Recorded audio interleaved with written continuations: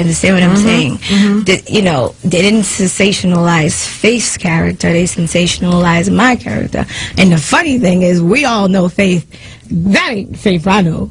So, you know, and then the thing is, they had it like as if, you know, I was like always mad or bothered with her. To be honest with you, you know, I was his, you know, mistress, if so to speak, you know, and she was basically, you know, like a stalker for me and Big. It's really true. She really was.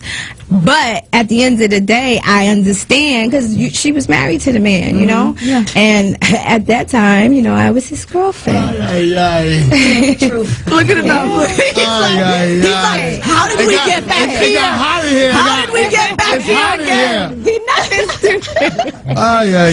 That's hilarious. I mean, it is what it is. And, you know, I'm going to be honest with you, you know, looking back. Isn't your relationship got better with her after, no? And not so much. Oh, really? I thought at a period that there was. Let me tell you this. This is the reason why I'm really disappointed in her. Because around the time when Scott Storch was my boyfriend, I was in a good place in my life. I was so comfortable, so happy. I was just, you know, relaxed. And, you know, he treated me like a queen. It was nothing. When I tell you, if we could go on for days, and I tell you when I was going to jail, he was a big support system to me. Not just financially, but we were friends. People found that hard to believe that we really had a really great, you know, boyfriend and girlfriend relationship, but we really did. We used to have fun. We used to laugh a lot. And around that time, Scott and I was in Sony Studios, and he was working on Destiny's Child's album. And it was so funny because the girls had walked in there, and I had really got a chance to talk to Beyonce. I hadn't talked to her in a while. We talked for a split second. As soon as she left out, this little girl came in, and she was like, she was sitting there, she was shaking, and she started crying, and I'm looking, and Scott's smiling, and I'm like, she's like, Kim, you don't remember me? And I'm like, no, I'm sorry, baby, what's your name? And she was like, it's me, it's China.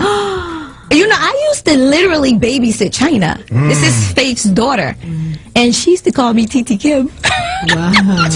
Wow. Yes, she used to call me Titi. The kids love me. I mean, I think they thought I was their size, you know, their height, you know, their age or whatever. You were their peer. Right, their age or whatever. It was so cute, though. But I would always have them. And so China always remembered me, and she always had this closeness with me. And she was, like, crying, and I was hugging her, and I had tears in my eyes, too, because she was so big. And I couldn't believe it was her. I was like, China? She's like, it's just like, Little Kim, I love you. I said, you better not call me Little Kim. I'm like, you call me Titi Kim still, you know? And so she said, my mom's upstairs. I was like, oh, really? She said, yeah, she told me to tell you hi. And I said, tell her I said hi. You know what I mean? I said, you know, she was like, yeah, she wanted to come downstairs, but, you know, she didn't, you know, she just wanted me to say something first. I said, tell her to come downstairs. That would be great. When she left, me and Scott was like, ching, ching. Can you make something up for us real quick? I like, make something up for us, you know, we do a little record together or something. And at that time, it would have been really, really great. Wow. But for whatever reason, I don't know if she backed up or she got cold feet. I don't know yet, whatever. But so you almost had a record with Faith? Almost, a long time ago. We almost did a record. And he was in there really trying to cook something up. Trying to cook something up, yeah. How nice to have Scott Storch on deck. Yeah. When a potential record could happen. Yeah. So, you know, I am... So there was almost a nice moment that could have... It was almost a nice moment. But see, this is why I'm so disappointed, because she never came down or whatever. But through people, through her husband and Scott was talking, and that we were talking through each other. So, you know, we were talking through each other, like having satellite conversations. Through other people, right. But yeah. And so years went by, maybe 2 or 3 years or something like that. And the movie comes out. I'm like, I don't know what was on her mind, but my thing is this. If you wanted to concoct this story and make up a story just to make yourself look a certain way, I guess I understand that from your point of view. But if you and I finally got to a place where we could be civil, why would you do that? Why would you offend me? Whatever we have, like, I mean, I have my chance to tell it too. I could tell the story. I could tell how I jumped on your car, banging out. Good Lord, say what I did. Good Lord, that's a different movie. That's a different movie. That's the movie. I can say that. I can say how you were scared to get out the car. But I'm not gonna do. I wasn't gonna do that at that time. I was gonna leave that. I feel it's gonna be a Kim movie or book. Definitely. As a matter of fact, well, I do have a book coming out. I have a book deal with St. Martin's Press. Wow, so when does that come out? Well, it's still in writing process right now, but definitely this new year coming up. Wow. Definitely. Well, if you're just tuning in, Little Kim is in the building. Yeah. We're going to do a couple of bonuses today. Here goes one of them. Business opportunities. I'm not looking for beef. I'm not looking to see who I could start war with. That's not me. That's not what I do. But once she got with Wayne or whatever, very smart girl, Angie. I might make some dumb moves in my life, but I'm a very smart girl. But I'm going to tell you one thing. I'm a very smart girl. I looked at the situation. I started to see that, you know, this girl was coming up, and, you know, I could also see that she was very inspired by me. Okay. But I could see that. A lot of people may not know this, but me and Slim were very good friends. Really? Very good friends for about 4 or 5 years. And so my thinking is this. I'm not really into music, I haven't been doing music like that for a second. And I looked at her buzz as a way for me. I'm like, okay, you know what, this is a good thing, you know, this is a way for me to kind of come back in and you know what I mean. Maybe y'all do a song together. Yes. Maybe you show a So let me tell you what I did. I went over there. People don't know this. I was over there. Where? I was over with Cash Money in them. Me and Slim. Slim Paid was putting me in the studio. I was over there. I was in a couple of their sessions. I never seen her. And Drake is the only one I never seen. I always saw Wayne and everybody else. So my thing is, I was getting ready to be allies in their family. So I didn't have a problem with that. My whole thing was, as a businesswoman, this will be good for people to see me with her. It would be good for her to see that I'm willing to come over and rock with you. I don't have no beef with you, shorty. Like, at the end of the day, you know, like, beef is serious. So I was over there. And with me being over there, baby was like, yo, I want to do a record with you. But I was like, let's do it. Let's just do it. Let's just make it big. Because in my eyes, I needed that exposure as far as music is concerned. And baby promised all these things. We're going to do a big video, little mom. But I'm telling you, I was feeling that. Like, I was like, yeah, this is going to be good. I want this to happen. And then when we did the record, they put it out on iTunes, and everybody on iTunes, I'm just saying what iTunes was saying. Oh, Kim murdered it. Kim this, Kim that.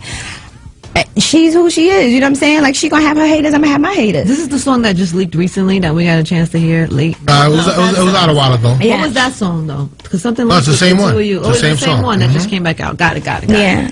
So, when they put the song out on iTunes, I guess it didn't get the response that they wanted, so they pulled it. Pulled it off. Then, at that point, I couldn't get nobody on the phone. Nobody said somebody want to talk to me. You know what I mean? So I looked at it like they kind of used me to stamp it, like, because they knew that they were going to kind of steal my swag. Like, you know what? You know, Kim's cool with her looking like her, you know, taking her whole style and swag. Kim's cool with this. But in the meantime, it's like, I don't mind somebody coming in my block and selling cough drops, you know what I mean? But if you are going to steal my swag, you gonna have to pay. Like, something got to give. Like, you help me, I help you. That's how it goes to me. You know what I mean? And then in the middle of all this, she's doing records, busting shots at me. Now, we can all play deaf, dumb, and blind and act like we don't know what happens in hip-hop, but I'm not stupid. We know when a subliminal shot is being thrown. Now, as a woman, right? She's now, after that, she's busting shots at me. I saw her at Puffy's, as I call him, my little nephew Justin's Sweet 16. I was going to ask you that because I saw that on TV. Right. And I thought to myself, wow, look at them. They're cool. See? That's what it was designed to look like that. I was a little confused because later there was some shows, and I guess when Ray J was on the stage saying that she was like the fake. But it was way after, and then let's just get this straight. I was minding my business doing my shows. I had a guest, Ray J, come up. He just started going off. You know, my thing is, I really wouldn't even want him to do that. You know what I mean? But that's my boy. If he gonna ride out, I'm not gonna have him out there in the water by himself, no life jacket. You know what I mean? Looking crazy. He just started going off. I'm like, okay. But I wouldn't have had him do that, because at the end of the day, I'm not bothered by it in that instance. I'm doing me. But I also knew, okay, you know what I'm saying? At this point, it was what it was. Like, Slim and them played me. She's throwing shots even more now. And then on top of all that, it's like I see her at the Sweet 16. Now, if you don't have a problem with me, or if, you know what I'm saying, it isn't nothing, you don't be this close to me and roll your eyes and put your head down and walk right past me. Now, I remember when I did the Mobb Deep record, and it was like, hot damn ho, here we go again. Allegedly, MC Lyte had a problem with that, right? Because you used the line? Yeah, she even did a record. I don't know if you remember it, but she did a record. I don't. She did a record, and it was offensive towards me, but I'm such a real girl that when I saw her out, I went up to her and was like, yo, I love you. If you took that record offensive, you know what I mean? That's what you do when you real. You pay respect. Yeah. You just, and you let them know it's not a problem. If this is what people was thinking. You supposed to break down that barrier. She looked at, my girl Luch was right there with me. She looked right at me, had her head down, and rolled her eyes, just kept walking. Huh? Because if she would have addressed me and said, you know, she would have said, Kim, I love you, you know, boo, boo, boo, boo, boo. Maybe it wouldn't even went that far. It's like, you see me, say something. What could she have done? Because it was weird, because even in the interview with her, like, she went, said everything she had to say. I was just shocked. You're going to find out she's bipolar also, so that's something I found out. You laughing, watch. I got something. But when I did jump in, I asked her, I was like, you know, were your feelings hurt? Because everything I got from her, even though, you know, it was disrespectful or, you know, it was offensive, I'm sure, to you and everything. But what I heard her saying was that she was hurt. Like, she maybe felt like, you know, she felt like I guess she, in her words, had given interviews where she kind of bigged you up and said this, and then you kind of just, you know. Oh, let me tell you something. The girl is not as stupid as people think she is. She know exactly what she's doing just to make people feel sorry for her. That's her thing. She's a very contradicting creature, and I noticed that about her. So it's cool because I'm so spiritually connected that I always knew everything that's in the dark is going to reveal itself in the light pretty soon. And I really feel like now it's about to happen, and it is. It's going to happen because God made it so that I can have my way back in and really, you know what I'm saying, represent the right way in this game for the females. Because I look at it like she was happy when Baby and Slim and them decided to say, we're not going to mess with her. We used her. We got what we want. She wanted to be the only one out there. We could be in this game together. She just wanted to be out there by herself. That's definitely it. I've proven I don't have to be out there by myself. I've done records with all the females. Is there any point, because a lot of this, I mean, don't you, I feel like a lot of this is hurt feelings and egos and stuff like that. Do you feel like at some point, if she just didn't say anything else, that you both would just rock, or you feel like it's too far, like you really ready to go? What you mean, from this point on? If she like if she said nothing else, you put your record out, you put out Black Friday, you said what you said, she said what she said. Like, is this going to continue going on, or do you think... See, in this industry, what I've learned is you never know. And that... Your opinion about Puffy and your disappointment with him through this whole thing. And then he was on Flex recently, and Flex asked him, did you hear about that? Flex asked him about it, and he was, you know, he said he still loves you, and you're still the queen, and that was his take on it. Yeah, let me say this about Puffy. Puffy is... He is the most positive, negative motherfucker I've ever met. Because you can take his butt and put it to his mouth and get a spark, because it's a negative and a positive. And I'm going to tell you why I say that. He's very... she said you could take his mouth and his butt and get a spark. Because it's a positive. Like a battery. You know, like that's the craziest I've ever heard. Puffy, I've been around him so long, and let me tell you something. Me and Puffy was tight. I'm talking about, like, he would treat me like the little princess sister, you know what I mean? Like, he bought me anything I wanted, and the boys would steal a lot of the things he bought from me. And I had a lot of love for Puffy. I mean, Puffy knows that, too. That's why he always... I love me some Puffy. I used to look up to him like a little sister would look up to her big brother, and he knew that. Like, he didn't want to move without me, and I didn't want to move without him. And so we developed a really tight bond. When he went through that whole thing with the shooting at the club and Shine and everything, he came to my house and stayed there all day just watching TV, chilling like a regular person. Puffy can't sit still for 20 seconds, let alone a whole freaking day, and just act like, you know, he just chilling, you know. And he did that a lot during that time. And I kind of felt like maybe it was because I'm maybe one of the only people he could really talk to and express himself and really show his real feelings to, because I didn't look at Puffy no other way. Whenever he did things that might make some people look at him a certain way, I never looked at him the way that other people look at him. I never judged him for nothing. I rode out with that boy. I mean, anything he asked me to do. Come to shows. He owes me like 4,200 shows. Wow. He owes me like maybe 4,250. So where are you now? With Puffy. Where I'm at with Puffy is I'm sick of it. I'm sick of him not being loyal to at least one person. That's where I'm at with him. Be loyal to one person for me, please. Show me one person, and then I can maybe open my arms back up to you and embrace you and hug you and say, damn, that's what I was, because I know it's in there, I think, you know, and I just want to see him do that. And I feel like out of anybody, he should have done that with me, because he know I would have rolled to the end with him. You feel like he was disloyal because he works with Nicki? No way. And then I'm glad you brought that up, because I almost forgot to address that. Anyway, I remember him saying, you know, this was recently with the Flex interview or something like that. He said something like, I don't get mad. I'm not mad because she's working with other producers. Come on, Puffy. You've worked with plenty other females and female rappers. I never had a problem. My problem with you, Puffy, is the fact that you sit there and say you would never let homegirl talk reckless about me, but you put you on a record with her, which is your record, and she's talking reckless to me. If that was me, Puffy would have been like, that record can't go out. That can't go out. He would have shut it down.